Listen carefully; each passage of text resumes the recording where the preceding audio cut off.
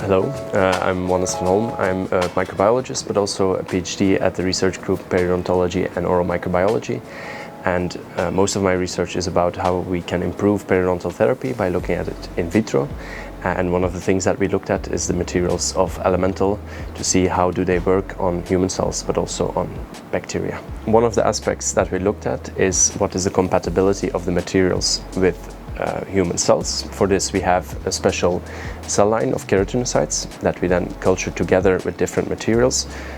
One of the standard materials is a normal culture plate, which they love to grow on, but then also some things that are very common for that we find in dentistry, such as titanium, a composite, a glasionomer, but naturally also the materials of elemental.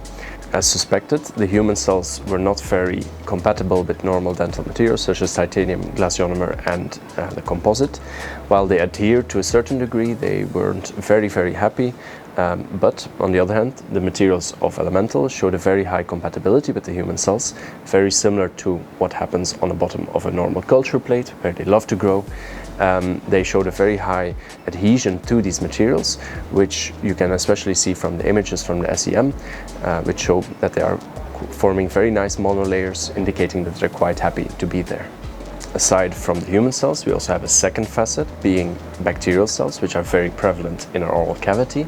They love to adhere to different surfaces, so to check if they also adhere to the different materials in different ways, we use a specialized biofilm model in which we use very well-known oral bacteria together to see do they form different kinds of biofilms on different materials. As for results, we saw that the materials of elemental showed a lower total biofilm formation than most of the other materials, and while this was significant, it was not that major. But perhaps more interestingly, the community changed on the plastics more than the other materials, especially on the periodontal pathobionts, which had a significantly lower proportion than in all the other materials, while not affecting the commensal species that much.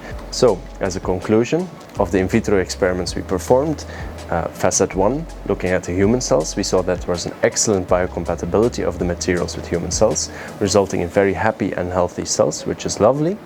Naturally, the second facet, looking at bacteria, we saw that there was a noticeable reduction in total biofilm, but perhaps more interestingly, there was a bigger effect on the periodontal pathobionts than on the commensals, which we see as a good thing.